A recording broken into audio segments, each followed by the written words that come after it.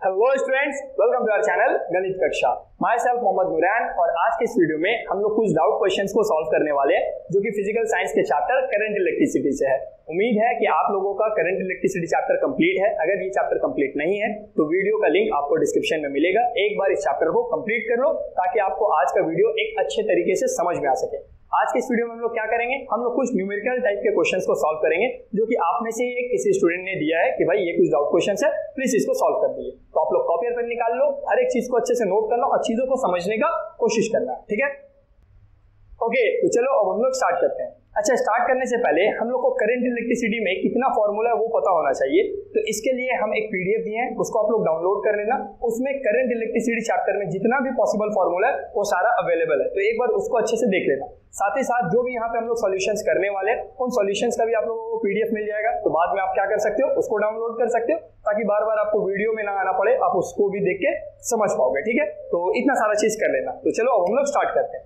Okay, तो जो सबसे पहला क्वेश्चन है वो क्या बोल रहा है, a current of 0.2 ampere flows when a potential difference of 5 volt applied, find the resistance of a conductor. खैर जो भी बोले, मेरा एक बताने का तरीका है भाई कि कोई भी न्यूमेरिकल प्रॉब्लम जब हम लोग देखते हैं तो उसमें जितना भी गिवन चीज होता है, फिजिक्स में बेसिकली जितना भी गिवन चीज होता है वो सारा गिवन हम लोग को सबसे पहले क्या करना चाहिए, लिख लेना चाहिए। तो हम लोग वही करने वाले हैं, ठीक है। तो सबसे पहले हम लोग क्या करेंगे, हम लोग बोलेंगे कि भाई गिवन क्या क्या है। तो गिवन में हम लोग को क्लियर दिख रहा है कि करंट ऑफ 0.2, तो करंट किससे दिखाते हैं, आई से। क्या लिखेंगे, 0.2 एम्पियर, ठीक है। अगला दिया पोटेंशियल डिफरेंस इज 5 वोल्ट, तो V का वैल्यू कितना दिया बाबू, 5 वोल्ट। तो I और V दे दिया। निकालने क्या बोला है, फाइंड द रेजिस्टेंस, R का वैल्यू निकालने बोला है। अब सबसे पहले सोचो कि ये I, V और R इन तीनों के बीच में कौन सा फॉर्मूला यूज होता है। तो हम लोग अगर ध्यान से पढ़े हैं तो हम लोग को याद आ जाना चाहिए कि इन तीनों के बीच में क्या इस्तेमाल होगा, ओम्स लॉ। तो हम लोग यहाँ पे बोलेंगे सॉल्यूशन में फ्रॉम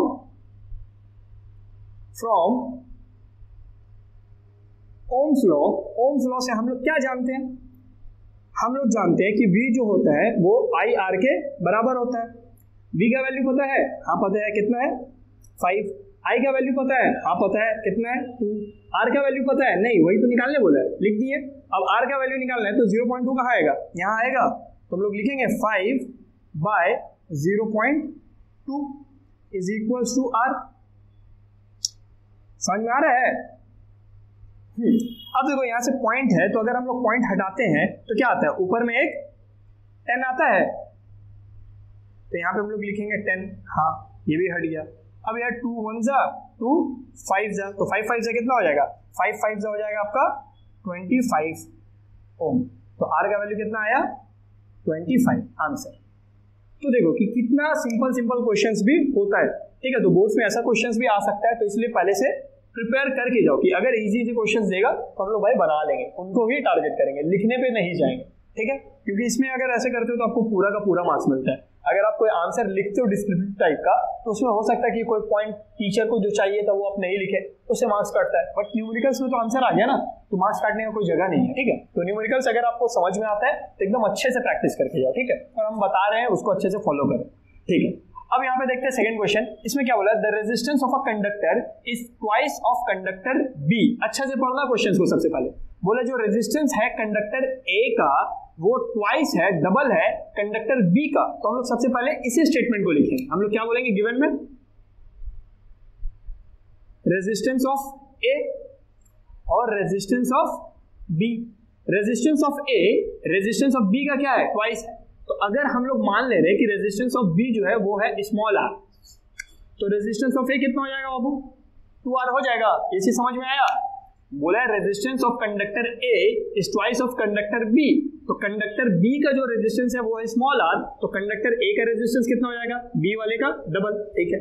आगे क्या बोला, the amount of current through A में जो करंट है is thrice that of B, जो बी में होगा उसका क्या है, 3 गुना है। तो हम लोग लिखेंगे कि I जो B में है और I जो A में है, I B में कितना होगा, मान लेते हैं स्मॉल I, तो यहाँ पे कितना हो जाएगा, थ्राइस बोला तो 3I होगा, हाँ होगा। अब आगे क्या बोला, find the ratio of PD। मेरे को क्या निकालना है, PD। PD का मतलब पोटेंशियल डिफरेंस। तो V of A V of B मेरे को निकालना है। और मेरे को ये नहीं निकालना, मेरे को वी ए और वी बी का रेशियो निकालना है। तो क्या हम लोग यहाँ पे बोल सकते हैं, now V A is to V B is equal to, अब वी और वी क्या पोटेंशियल डिफरेंस है ना, तो वी आई और आर इन तीनों में क्या रिलेशन अभी पढ़े, Ohm's law, V is equal to I R. तो यहाँ पे हम लोग लिखेंगे V of A is equal to I of A R of A is to I of B R of B. ये वाला स्टेटमेंट समझ में आया, v is to V B, तो v का वैल्यू यहां पे बढ़ाएं, v b का वैल्यू यहां पे बढ़ाएं। अब क्या करना है, जो जो वैल्यूज है उसको पुट कर दो। आई ए का वैल्यू कितना बाबू 3 small i into r A का वैल्यू कितना बाबू 2 r is to I B का value small i, r B का वैल्यू स्मॉल आर। काटने आता है काटो, आज के टाइम में काटने तो सभी को आता है, ठीक है। तो आई आर कट गया, यहाँ पे क्या बचा 3 2 जा 6, यहाँ पे क्या बचा कुछ नहीं यानी 1। तो वी ए और वी बी इन दोनों का रेशियो कितना आया 6:1। तो इस तरीके का क्वेश्चन देखो आसान होता है, बट आपको क्वेश्चंस को एक बार अच्छे तरीके से पढ़ना है और एक बार इस तरीके का सॉल्यूशन आप देख लेते हो तब तो एग्जाम में आप लोग डेफिनेटली बना दोगे, है ना, ठीक है। अब आप लोग को कॉन्फिडेंस आ ही गया कि हम लोग बना देंगे, तो एक बार इस क्वेश्चन को यार ट्राई करो प्लीज, यार प्लीज ईमानदारी के साथ इस क्वेश्चन को ट्राई करो और ट्राई करके पहले बताओ कि आंसर आप लोगों का कितना आया, ठीक है। तो अब हम करते हैं, हम उम्मीद करते हैं कि आप लोग कमेंट कर दिए हो कि सर मेरा आंसर इतना आया। अब हम लोग मैच करेंगे आंसर को, चीटिंग नहीं करो अभी, तो चीटिंग मत करो। खैर, तो यहाँ पे क्या बोला है, the voltage in a circuit is double and resistance is half. दो बात बोल रहा है कि जो वोल्टेज है, वोल्टेज का मतलब क्या होता है, वोल्टेज का मतलब होता है पोटेंशियल डिफरेंस। तो पोटेंशियल डिफरेंस जो है वो क्या हो गया है, डबल हो गया। रेजिस्टेंस जो है वो क्या हो गया, हाफ हो गया। तो हम लोग यहाँ पे भी ए और बी करके ले सकते हैं, ए का मतलब इनिशियल, बी का मतलब फाइनल। तो हम लोग यहाँ पे भी इसी तरीके से लिखेंगे। तो V A V B R A R B, कुछ वैल्यूज दिया है, क्या बोला है, जो वोल्टेज है वो डबल हो गया। तो स्टार्टिंग में हम लोग मान लेते हैं कि यहाँ पे क्या था, V था, वी ए को V मान लिया, ठीक है। तो यहाँ पे क्या हो जाएगा, डबल हो गया मतलब 2V हो गया, दिख रहा है तो यहाँ तक आई गेस दिखता है, वहां तक तो बोर्ड दिख रहा होता है। आर ए का वैल्यू क्या बोला है, हाफ हो गया। तो अगर रेजिस्टेंस को स्टार्टिंग में आर माने हैं तो सेकेंड टाइम में क्या हो जाएगा, हाफ हो जाएगा, आर का आधा R/2। क्लियर है, हाँ। अब हम लोग को बोला है what will happen to current, current का क्या होगा, देखते हैं करंट का क्या होगा। तो हम लोग सबसे पहले केस 1 का करंट निकाल लेते हैं। तो करंट ए केस में क्या निकलेगा, अच्छा करंट तो नहीं, हम लोग बोलेंगे पहले भैया का लॉ। भैया कौन है, भैया है हम लोग का ओम। तो Ohm's law from Ohm's law, Ohm का लॉ ना इंग्लिश। तो V is equal to I r. अब जाहिर सी बात है यहाँ ए और ए बैठाएंगे, तो V ए का वैल्यू कितना माने हम लोग, V माने हैं। I का वैल्यू कितना माने हैं, नहीं पता। R का वैल्यू कितना है बाबू, स्मॉल r। तो I A का वैल्यू कितना आया, V/R आया है। बट ये निकालने थोड़ी ना बोला है कि भाई पहले में करंट क्या है, करंट का क्या होगा, what will happen to current, current के साथ क्या होगा। तो करंट के साथ क्या होगा वो तो सेकंड केस में पता चलेगा, तो सेकंड केस का भी निकालेंगे। तो सेकंड केस में बोलेंगे V B is equal to I B into R B. दिख रहा है, वी बी का वैल्यू कितना है 2V, आई बी का वैल्यू नहीं पता, आर बी का वैल्यू R/2।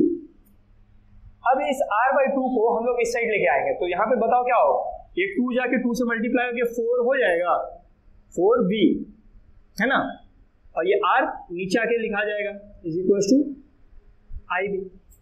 अब क्या हो रहा है, अब यहां से ध्यान से देखोगे तो V/R, यहां पे भी क्या है V/R।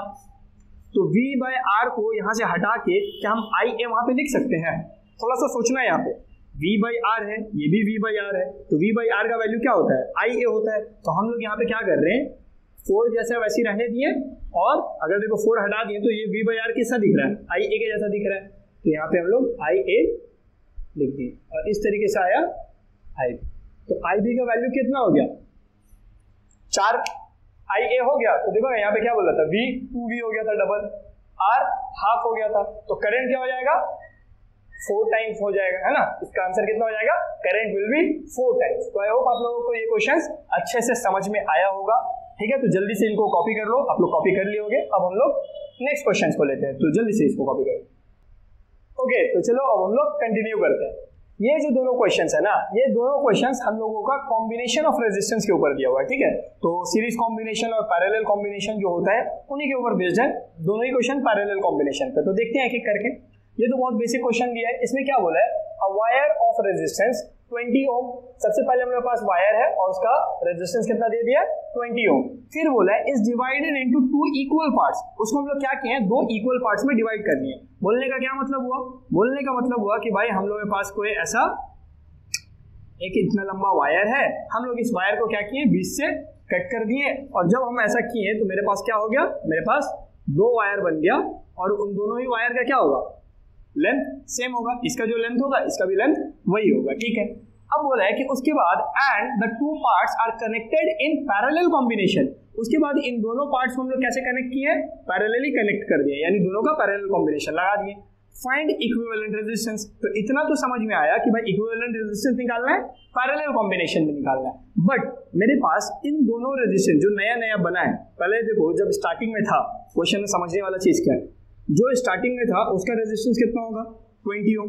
लेकिन जब हम लोग इसको आधा कट किए और आधा कट करने के बाद ये 2 नया वायर बना, तो इन दोनों का रेजिस्टेंस कितना होगा। मेन लॉजिक यहाँ पे तो देखो, आप ऐसा तो बोल रहे होगे, बहुत सारे स्टूडेंट ये तो बोल ही रहे होगा कि भाई इसका रेजिस्टेंस कितना आएगा, हाफ होगा। अगर इसका 20 है तो इसका कितना हो जाएगा, 10 और 10। ये बात भी सही है, बट क्यों है ऐसा, ये ऐसा क्यों है, क्योंकि हम लोग एक पॉइंट पढ़े थे, याद है, जो रेजिस्टेंस होता है वो डायरेक्टली प्रोपोर्शनल होता है लेंथ का। ये वाला पॉइंट याद है, सिर्फ बोल देना आंसर सही हो जाना तो नहीं है ना मकसद। तो यहाँ पर रेजिस्टेंस लेंथ का क्या होता है, डायरेक्टली प्रोपोर्शनल होता है। यानी लेंथ अगर बढ़ेगा रेजिस्टेंस बढ़ेगा, लेंथ घटेगा रेजिस्टेंस घटेगा। और क्योंकि दोनों डायरेक्टली एकदम लीनियर है तो यहाँ पे लेंथ आधा हुआ तो रेजिस्टेंस भी क्या हो जा रहा है, आधा। तो इसलिए इसका कितना आएगा, 10 ओम, और इसका कितना आएगा, 10 ओम, ठीक है, कोई दिक्कत नहीं है। इन दोनों को कैसे कनेक्ट किए, पैरेलली। तो हम लोग क्या डायग्राम अगर बनाना चाहें, पता नहीं क्यों बना रहे हैं, बट बनाना अगर चाहे तो हम लोग इसी तरीके का डायग्राम बनाएंगे, है ना, ठीक है। और यहाँ पे हम लोग क्या किए, एक बैटरी से कनेक्ट कर दें, इस तरीके का है। इसका वैल्यू कितना है बाबू, इसका वैल्यू कितना है, 10 ओम। इसका वैल्यू कितना है, 10 ओम। इन दोनों का क्या निकालना है, इक्विवेलेंट। तो हम लोग डायरेक्टली बोल सकते हैं V नो। हम लोगों को सब पता है, पता चाहे कुछ नहीं हो, बट हम लोग बोलेंगे यही बात कि हम लोगों को सब पता है। क्या पता है कि भाई 1/R इक्विवेलेंट जो होता है वो 1/R1 प्लस 1/R2 होता है। ऐसा क्यों होता है, क्योंकि मेरा सर हमको ऐसा बताया है ना, नहीं पढ़े हम लोग, ठीक है। मेरा सर हम लोग को बताया था कि बाबू इतना होता है, तो हम लोग आज भी लिख रहे हैं। ओके, तो यहाँ पे R1 का वैल्यू कितना है, 10। तो यहाँ पे भी हम लोग क्या लिखेंगे, 10। R2 का वैल्यू कितना है, 10। तो यहाँ पे भी क्या लिखेंगे, 10। अब बच्चे लोग का खेल क्या है, बच्चे लोग का खेल दोनों का एलसीएम लिए, 10 से 10 डिवाइड किए कितना आएगा, 1 1। 10 से 10 डिवाइड किए कितना आएगा, 1 1। अब दोनों को ऐड करेंगे कितना आएगा बाबू, यहीं पे लिख देते हैं, 1 + 1 कितना हो जाएगा, 2 हो जाएगा। उसके बाद काट देंगे 1 5। तो यहाँ से 1/R इक्विवेलेंट का वैल्यू कितना आ गया, 1/5। यहाँ पे आंसर मत कर देना, अगर यहाँ पे आंसर कर देते हो तो वो काट देगा। क्यों काट देगा, क्योंकि हम लोग को पता है कि 1/R इक्विवेलेंट का वैल्यू नहीं निकालना है, निकालना किसका, सिर्फ R इक्विवेलेंट का। तो सिर्फ R इक्विवेलेंट का जो लास्ट में है उसको रेसिप्रोकल कर दो। कितना आया, 5 एम्पियर आंसर। समझ में आया, बेसिक क्वेश्चन था। एग्जाम में इस क्वेश्चन का थोड़ा सा मॉडिफिकेशन क्या कर सकता है, 2 इक्वल पार्ट्स की जगह बोल सकते हैं कि भाई एक रेजिस्टेंस है जिसका वैल्यू है 30 ओम्स, उसको हम लोग क्या किए, 3 इक्वल पार्ट्स में डिवाइड कर दिए। अब 3 इक्वल पार्ट में डिवाइड किए तो अब और कनेक्ट कर दिए कैसे, पैरेलली। अब बताओ इक्विवेलेंट रेजिस्टेंस क्या होगा। तो वो वाला क्वेश्चन आप सॉल्व कर सकते हो। इसका आंसर आप मेरे को कमेंट करोगे। 30 ओम्स का रेजिस्टेंस है, 3 इक्वल पार्ट में डिवाइड किए, इक्विवेलेंट रेजिस्टेंस निकालना है अगर तीनों को पैरेलली लगा दिए, ठीक है। तो इसका आप मेरे को आंसर कमेंट करके बताओ कितना आएगा। ओके, अब इस क्वेश्चन को देखते हैं। ट्राई करना है तो एक बार इसको ट्राई कर सकते हो, ठीक है। चलो अब हम लोग स्टार्ट करते हैं। तो यहाँ पे क्या बोला, find current flowing through circuit. Current निकालो सर्किट के अंदर कितना है, तो गिवन लिख लेते हैं ऐसे क्वेश्चंस में। आई का वैल्यू निकालना है, विच दो रेजिस्टेंस है जिसका वैल्यू कितना है 6 ओम एंड 12 ओम, R1 का वैल्यू, R2 का वैल्यू सब दिया हुआ है, क्वेश्चन में सब दिया हुआ है। कनेक्टेड पैरेलली, इनको कैसे कनेक्ट किया पैरेलली। मेरा तो बेस्ट एडवाइस यही होता है कि डायग्राम बना लो, आता है बना लो, क्योंकि आपको ही देखने में आसानी होगा। तो भाई इस तरीके से हम लोग बना लेते हैं, दोनों रेजिस्टेंस को पैरेलली लगा दिए। और देखो बेसिकली ना 2-3 ही डायग्राम है जो आएगा एग्जाम में, एक ये वाला डायग्राम है और 2 डायग्राम है, इस क्वेश्चन को सॉल्व करके हम बताते हैं, ठीक है। तो इसका 6 ओम हो गया, इसका 12 ओम हो गया। अब इसके बाद क्वेश्चन में क्या बोला है कि भाई connected parallelly across potential difference 20 volt. इसका पोटेंशियल डिफरेंस कितना लिया बाबू 20 वोल्ट लिया है। निकालना क्या है, एक बैटरी जब लगाएंगे तो यहां से क्या निकलेगा, आई निकलेगा ना, इसी आई का वैल्यू निकालना। तो देखो इसको सॉल्व करने के लिए हम लोग क्या करते हैं, हम लोग सबसे पहले सर्किट को सॉल्व करते हैं, यानी जो भी इक्विवेलेंट रेजिस्टेंस होगा हम लोग वो पहले फाइंड करेंगे। तो क्वेश्चन पहले एकदम क्लियर है, इक्विवेलेंट रेजिस्टेंस निकालेंगे, देन फिर आगे सोचेंगे क्या करना है, ठीक है। तो यहाँ पे अगेन क्या बोलेंगे, वी नो, हम लोग को सब पता है, क्या पता है कि भाई 1/R इक्विवेलेंट जो होता है वो 1/R1 प्लस 1/R2 होता है। अब तक तो ऐसा ही होता आया है। तो 1/R इक्विवेलेंट का जो वैल्यू होगा वो होगा 1/6 प्लस 1/12। R1 का वैल्यू 6 है और R2 का वैल्यू 12 है। अब क्या करेंगे, अब लेंगे एलसीएम और हम लोग सॉल्व करेंगे, क्योंकि वी नो 6 और 12 एलसीएम 12, 6 1 जा या 6 2 जा, 2 जा 2 1 जा 2, 12 1 जा तो 1। कितना है बाबू, यहीं पे लिख दे, बैठा के लिख दे, छोड़ो हटा। 1/R equivalent is equal to 3/12, काटो, कितना आया 4 आया। यहां से अब हम लोग क्या कर सकते हैं, हम लोग बोल सकते हैं कि R इक्विवेलेंट का वैल्यू क्या आएगा 4 ओम आएगा। बात समझ में आया, कैसे करके निकाले, ये रेसिप्रोकल करती है, ठीक है। ओके, तो यार हम लोग का मकसद तो था नहीं R इक्विवेलेंट निकालना, हम लोग का मकसद क्या है, find the current flowing through the circuit, ठीक है। तो देखो जब भी आप इसको सॉल्व कर लेते हो, ठीक है, जैसे ही आप इसको सॉल्व करते हो तो सॉल्व करने का क्या मतलब है, सॉल्व करने का मतलब है कि ये दो रेजिस्टेंस जो अभी लगा हुआ है इन दोनों को हटा देंगे और हटा के हम क्या लगाएंगे, एक रेजिस्टेंस लगाएंगे, तो उसका वैल्यू कितना होगा 4 ओम। बात समझ में आया, इक्विवेलेंट रेजिस्टेंस का यही मतलब हम पढ़ाए हैं कि भाई अगर एक सर्किट में बहुत सारा रेजिस्टेंस है तो उन सारे रेजिस्टेंस को हटा दे और एक रेजिस्टेंस लगाओ, वो एक रेजिस्टेंस उन सभी के क्या होगा, बराबर होगा। भले लगे नहीं कि 6 और 12 को बराबरी कैसे कर पाएगा, बट वो 4 ओम का रेजिस्टेंस करेगा, ठीक है। तो हम लोग का अब सर्किट जो न्यू सर्किट बनेगा, ऐसा बोल सकते हो आप, न्यू सर्किट। वो न्यू सर्किट कुछ इस तरीके का बनेगा, उसमें एक ही रेजिस्टेंस होगा, 20 वोल्ट का पोटेंशियल होगा और यहाँ पे कितना होगा 4 ओम। तो अब यहाँ पे हमको क्या निकालना है कि भाई आई का वैल्यू कितना होगा। तो अब आप लोग मेरे को बताओ कि वी आर दिया हुआ है और आई निकालना है, कौन सा फॉर्मूला लगेगा, जल्दी से बताओ। तो अगेन हम लोग बोलेंगे फ्रॉम भैया का law, Ohm's law. Ohm's law क्या बोला है, V is equal to I R. V का वैल्यू 20, I का वैल्यू नहीं पता, R का वैल्यू 4 को यहाँ गिरा के काट देंगे, 4 1 जा 4 5 जा। उस तरीके से I का वैल्यू कितना आया बाबू 5 एम्पियर। निकाल पाए, I का वैल्यू कितना आया है 5 एम्पियर। तो आई होप आप लोग को ये क्वेश्चन समझ में आया होगा कि कैसे करके हम लोग सॉल्व करें। तो एक बार इसको देख लो, ठीक है, जल्दी से इन क्वेश्चंस को कॉपी करो। नेक्स्ट क्वेश्चन लेते हैं। ओके, तो चलो अब हम लोग कंटिन्यू करते हैं। ये जो दोनों क्वेश्चन है, ये दोनों क्वेश्चन हम लोगों का पावर से रिलेटेड है, तो देखते हैं कैसे करके सॉल्व करेंगे। तो क्वेश्चन नंबर 6 हम लोग बाद में करेंगे, पहले हम लोग क्वेश्चन नंबर 7 देखते हैं, ठीक है। इसमें क्या बोला है कि 40 वॉट बल्ब, एक 40 वॉट का बल्ब है जो कि कनेक्टेड है एक सप्लाई के साथ। किस चीज का सप्लाई है भाई, 220 वोल्ट का पोटेंशियल डिफरेंस को सप्लाई किया जा रहा है। हमको निकालना है current flowing through the bulb, bulb से कितना करंट जा रहा है, और दूसरा चीज निकालना है कि भाई उस बल्ब में रेजिस्टेंस कितना है। तो एकदम basic question, formula based question, formula याद है तो क्वेश्चन सॉल्व हो जाएगा, ठीक है। तो हम लोग सबसे पहले गिवन लिख लेते हैं भाई। बल्ब का क्या दिया हुआ, पावर दिया हुआ है कितना 40 वॉट, पोटेंशियल डिफरेंस कितना दिया हुआ बाबू 200 20 वोल्ट। ओके, अब हम लोग यहाँ पे क्या बोलेंगे, वी नो, हम लोगों को सब पता है। क्या पता है हम लोग को, यहाँ पे क्या निकालना है, पावर का फॉर्मूला यूज करना है। पावर का दो फॉर्मूला है, एक आपका करंट के लिए है, एक आप लोगों का रेजिस्टेंस के लिए। तो दोनों फॉर्मूला जल्द से जल्द बताओ। तो एक है power is equal to v into i, ठीक है। इसका इस्तेमाल हम लोग करते हैं जब हम लोगों को क्वेश्चन में पावर, पोटेंशियल डिफरेंस और करंट, इन तीनों के बीच में रिलेशन फाइंड करना होता है। तो ये जो पहला पार्ट है, पहला पार्ट में दो चीज तो दिया हुआ है, पावर और वी तो दिया हुआ है, मेरे को निकालना क्या है, करंट निकालना है। तो हम तो इसी रिलेशन को ना यूज करेंगे। तो थोड़ा सा वाइजली समझना कि कब कहां पे क्या चीज इस्तेमाल करना है, ठीक है।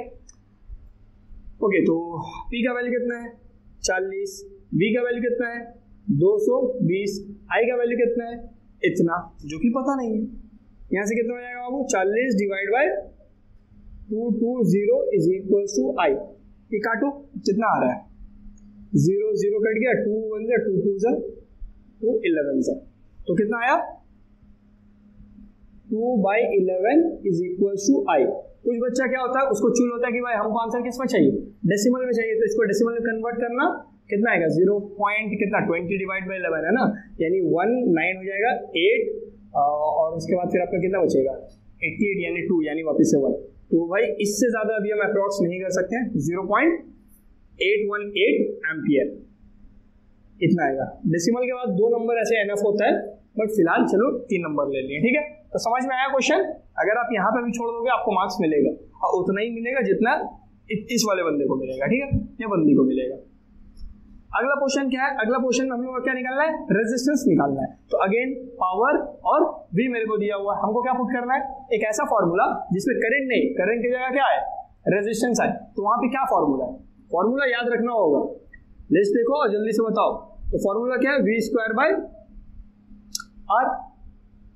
तो यहाँ पे हम लोग क्या इस्तेमाल करें, पावर का वैल्यू कितना है 40, वी का वैल्यू कितना हो जाएगा 220, और क्योंकि स्क्वायर है तो 220 2 बार।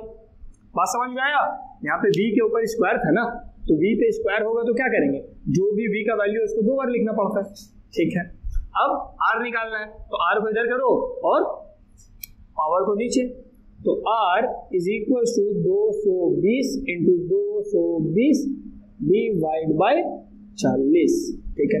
काटो, 0 से 0 गया, 2 2 जा, 2 1 जा, 2 1 जा, 2 1 1 0 जा, ठीक है।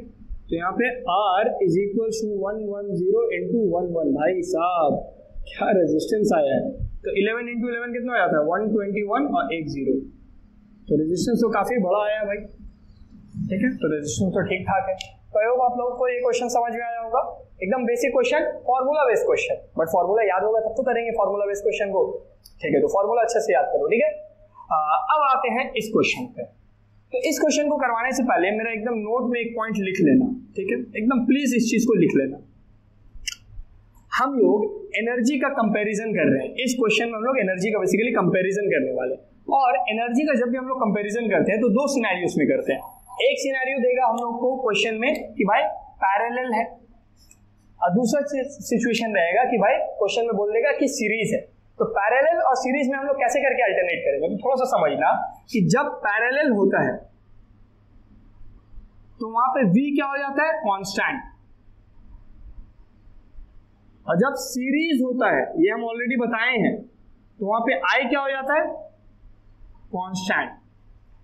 तो इन दोनों ही केसेस के बेसिस पे ही हम लोग क्या करेंगे, डिसाइड करेंगे कि किस फॉर्मूला ऑफ पावर से हम लोग को कंपैरिजन करना है। तो यहाँ पे अगर ध्यान से देखोगे आपके पास दोनों फॉर्मूला पावर का, P is equal to v i, ये नहीं P is equal to v i वाला तो ठीक है भाई, यहाँ पे एक और फॉर्मूला होता है यार, पावर इज इक्वल टू ना एक और फॉर्मूला है ये वाला, देखो power is equal to I square R, power का ये भी एक फॉर्मूला होगा, देखो तो है, हाँ। तो पावर का एक ये फॉर्मूला होता है, पावर का एक ये फॉर्मूला होता है। इसमें हम लोग कब इस्तेमाल करेंगे, जब v मेरा क्या रहेगा कांस्टेंट, यानी पैरेलल के केस में ये वाला फॉर्मूला इस्तेमाल होता है कंपैरिजन के लिए, ठीक है। जब हम लोग को बोल दिया क्वेश्चन में कि सीरीज है, तो सीरीज में हम लोग P is equal to I square करेंगे। क्यों ऐसा करेंगे, क्योंकि वहां पे I क्या होता है कांस्टेंट होता है। यार हम ये चीज बताए हैं कि जब पैरेलल कॉम्बिनेशन होता है तो उसमें पोटेंशियल डिफरेंस सर्किट में क्या रहता है, कांस्टेंट रहता है, और जब हम लोग का सीरीज कॉम्बिनेशन होता है तो वहां पे करंट क्या रहता है, कांस्टेंट रहता है। तो इस चीज को थोड़ा सा समझना जो हम बोल रहे हैं, ठीक है। ओके, अब आप लोग यहाँ पे आओ। सबसे पहले हम लोग क्या करेंगे, हम लोग गिवन लिख लेंगे। तो गिवन में हम लोग के पास क्या है, दो बल्ब है, तो हम लोग यहाँ पे बोलेंगे बल्ब ए, बल्ब बी। बल्ब ए का क्या गिवन है, पावर गिवन है, कितना गिवन है, 40 वॉट। बल्ब बी का क्या गिवन है, पावर गिवन है, कितना गिवन है, 60 वॉट। अच्छा, आगे क्या बोला कि दोनों को कनेक्ट किया with a potential difference 220 volt in parallel. अभी हम आपको क्या बताएं कि जब भी पैरेलल होता है तो पोटेंशियल डिफरेंस क्या हो जाता है, कांस्टेंट। तो यहाँ पे जो V का वैल्यू रहेगा वो क्या रहेगा, दोनों के लिए कांस्टेंट, यानी दोनों के लिए V का वैल्यू फिक्स है। तो V का वैल्यू कितना है, 220। V का वैल्यू कितना है, 220 वोल्ट, ठीक है। तो हो गया, यहाँ तक तो कहानी समझ में आ गया। अब हम लोग क्या करेंगे, अब हम लोग निकालेंगे रेजिस्टेंस, क्योंकि हम यहाँ पे बोल दिए, अभी आप लोग को बोल दिए कि V का वैल्यू अगर आपको कांस्टेंट दिया तो आप ये वाला फॉर्मूला यूज करोगे। तो यहाँ पे आप क्या करोगे, P is equal to V square by R। तो पावर का वैल्यू कितना आएगा, पुट करो यार। V का वैल्यू कितना है, अच्छा सॉरी, P का वैल्यू कितना है, 40 इज इक्वल टू V का वैल्यू अभी तो किए थे, सेम तो आएगा, कितना आता है, 1210 आएगा, देखो है ना। तो R इज इक्वल टू कितना आया, 220 इंटू 220 बाय 40, 1010 2 जा 11, फिर 110। तो यहाँ से R का वैल्यू कितना आ गया बाबू, 1210 ओम। दूसरे वाले केस में निकालो, जल्दी से निकालो। तो P इज इक्वल टू, अगर मेरा ऑडियो थोड़ा सा खराब हो रहा होगा क्योंकि बाहर में बारिश हो रहा है तो थोड़ा सा माफ कर देना भाई, मेरे को प्लीज माफ कर देना, बारिश मेरे कंट्रोल में नहीं है। ओके, तो यहाँ पे R का वैल्यू कितना आएगा, R का वैल्यू आएगा 220 इंटू 220 डिवाइड बाई 6 E, 0 से 0 गया, 2 3 जा 2 11 जा, 11 को मल्टीप्लाई करो तो पहले कितना आ रहा है, 21 2 जा तो 2 बचेगा, फिर 21 2 जा 2 4 20 बाई 3। इसको और अगर आप डिवाइड करोगे तो ये आ जाएगा आपका 806.66। तो ये R का वैल्यू सेकेंड वाले का कितना आया, इतना आया, ठीक है। हम लोग को दोनों केसेस में R तो निकाल लिए, बट मेरे को R निकालने का क्या लॉजिक है, हमको क्या निकालना है, हमको बताना है कि find in which bulb more heat is produce. अभी हम आपको बता के गए कि आपको जब भी हीट का क्वेश्चन दे, इस तरीके का क्वेश्चन एकदम नोट में लिखो, इन सब क्वेश्चन को क्या करो, एकदम स्टार मार्क करो, ठीक है। तो यहाँ पे जब हम लोग को हीट निकालने के लिए देगा तो कंपैरिजन डिपेंड करेगा कि क्वेश्चन में पैरेलल बोला है या सीरीज बोला है। अगर पैरेलल बोला है हम लोग ये फॉर्मूला से जाएंगे, अगर सीरीज बोलेगा तो हम लोग ये फॉर्मूला से जाएंगे। इस चीज को आपको याद अभी करना है। क्यों करना है, क्योंकि पैरेलल में V आपका क्या रहता है, कांस्टेंट, सीरीज में I क्या रहता है, कांस्टेंट। तो V कांस्टेंट है तो ये वाला फॉर्मूला, I कांस्टेंट है तो ये वाला फॉर्मूला, ठीक है। इस फॉर्मूला को भी हम लोग यूज करने वाले पैरेलल के लिए। तो अगर आप थोड़ा सा ध्यान से समझोगे, थोड़ा सा समझना, देखो हम क्या लिख रहे हैं, P is equal to V square by R। V आपका क्या है, कांस्टेंट है। तो क्या हम लोग बोल सकते हैं यहाँ पे कि पावर और रेजिस्टेंस एक दूसरे का क्या है, इनवर्सली प्रोपोर्शनल है, इनवर्सली प्रोपोर्शनल है। V क्या है, कांस्टेंट है, तो पावर और रेजिस्टेंस एक दूसरे का क्या हो गया, इनवर्सली प्रोपोर्शनल। इनवर्सली प्रोपोर्शनल का मतलब है कि जिसका रेजिस्टेंस कम होगा पावर उसमें क्या होगा, ज्यादा होगा, और जिसमें आपका रेजिस्टेंस ज्यादा होगा पावर वहां पे आपका क्या होगा, कम होगा। जितना ज्यादा पावर उतना ज्यादा हीट, इस चीज को एकदम क्लियर रखना है, जितना ज्यादा पावर उतना ज्यादा हीट। तो अभी हम लोग यहाँ पे देखते हैं कि पावर इसमें ज्यादा है या पावर इसमें ज्यादा है। वैल्यू से मत जाना, वैल्यू से मत बोलना कि भाई इसमें 40 वॉट है इसमें 60 वॉट है, इससे कोई फर्क नहीं पड़ता है, यहाँ पे कंपैरिजन से फर्क पड़ता है। तो यहाँ पे रेजिस्टेंस कितना है, 1210, यहाँ पे रेजिस्टेंस कितना है, 8066। तो यहाँ पे रेजिस्टेंस ज्यादा है या यहाँ पे रेजिस्टेंस यहाँ ज्यादा है, यहाँ ज्यादा, इसका मतलब क्या है, R का वैल्यू अगर ज्यादा है तो P का वैल्यू क्या होगा, कम होगा। तो जो केस 1 का पावर है और केस 2 का पावर है, इन दोनों में कौन ज्यादा होगा बाबू, केस 1 का पावर और केस 2 का पावर, इन दोनों में कौन ज्यादा है? जिसका रेजिस्टेंस कम है, इसका रेजिस्टेंस कम है, तो पी भी ग्रेटर होगा। बात समझ में आया? तो पी भी अगर ग्रेटर होगा तो हम लोग बोल सकते हैं कि the bulb of 60 what produces more heat. बात समझ में आया? अगला question, the bulb of 60 what produces more heat. Same question, ये होमवर्क में रहेगा आप लोगों के लिए। सेम क्वेश्चन है जिसमें आप लोगों को ये बस पैरेलल हटा देते हैं। पैरेलल की जगह क्या रहेगा? सीरीज। तो इस क्वेश्चन को आप सॉल्व करो और मेरे को बताओ कि भाई कौन से बल्ब में हीट ज्यादा प्रोड्यूस होगा। और कंपैरिजन के लिए इस बार आप लोग क्या फॉर्मूला इस्तेमाल करोगे एंड में? ये वाला। और मेरे को बताना कि भाई क्या आएगा, ठीक है? ये सारा सॉल्यूशंस तो सेम ही होगा, हम तो ऑलरेडी ऑलमोस्ट बता चुके हैं। यहाँ पे पावर और रेजिस्टेंस क्या हो जाएगा? Directly proportional. जिसका रेजिस्टेंस ज्यादा उसका पावर ज्यादा। तो इसका रेजिस्टेंस ज्यादा है तो इस केस में पावर इसका ज्यादा होगा। भले दिख रहा है कि 40 वॉट है, ये 60 वॉट है, पर इसका ज्यादा पावर आएगा और इस वजह से ये हीट क्या करेगा?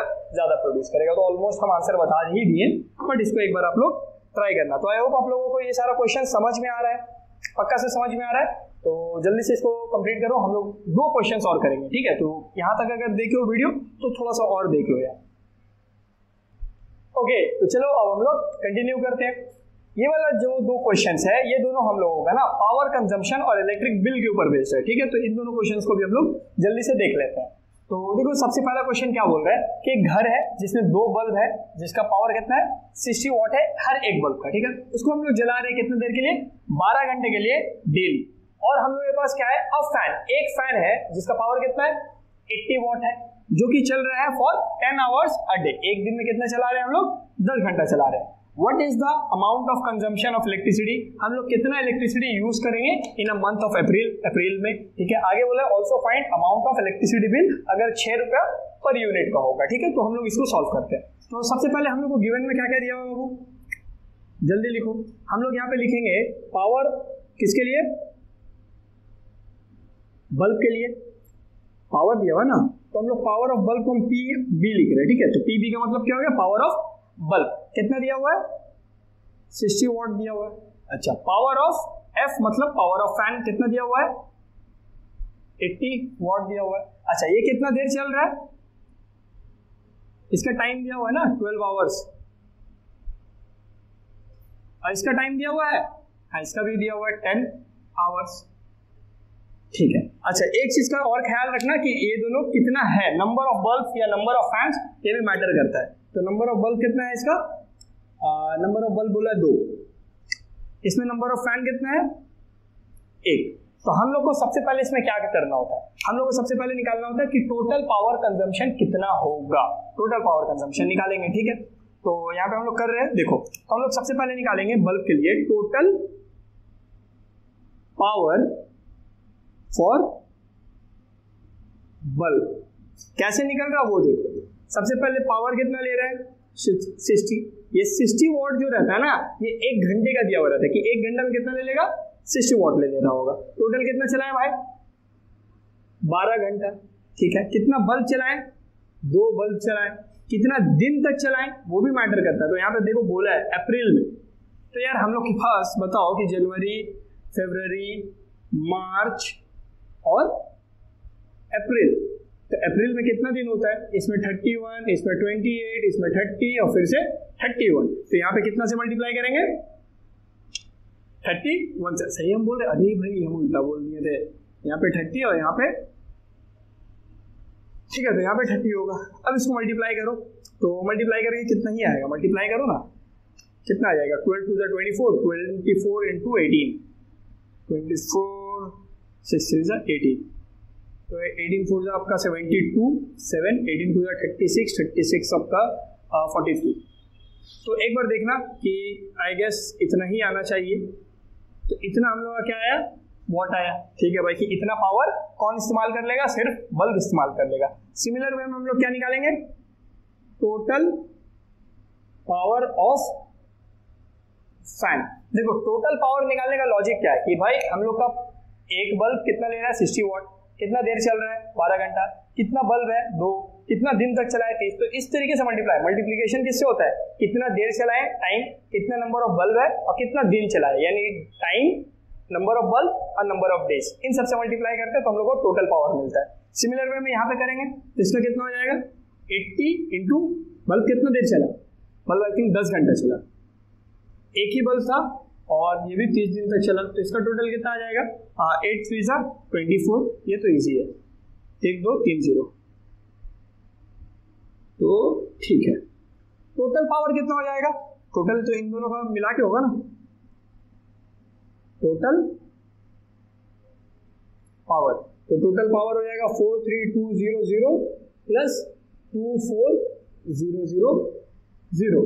ऐड करने में तो आप लोग आगे हो, तो जल्दी से ऐड करके बताओ कितना आएगा, 767200, देखना 67200 वाट, ठीक है। तो ये आ गया। अब हम लोगों को क्या करना है, हम लोग को यहाँ पे रुकना नहीं है, हम लोग को बोला है also find amount of bill, bill कितना आएगा अगर 6 रुपया पर यूनिट का लग रहा है, ठीक है।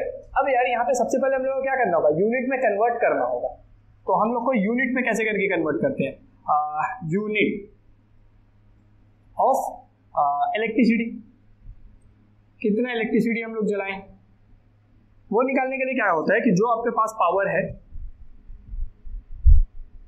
डिवाइड बाय 1000, क्योंकि हम लोग को किलोवाट पर आवर में कन्वर्ट करना होता है, किलोवाट पर आवर में। तो यहाँ पे करो 1 2 3 1 2, एक के बाद पॉइंट बैठेगा, तीसरा तो कटा नहीं है ना, तो एक के बाद पॉइंट बैठेगा, तो ये आया 67.2 किलोवाट आवर, निकल गया। तो अब हम लोग के पास टोटल नंबर ऑफ यूनिट आ चुका है कि 67.2 किलोवाट आवर है हम लोग के पास यूनिट। हम लोग को कितना देना है, एक यूनिट का 6 रुपया, तो टोटल अमाउंट निकल जाएगा।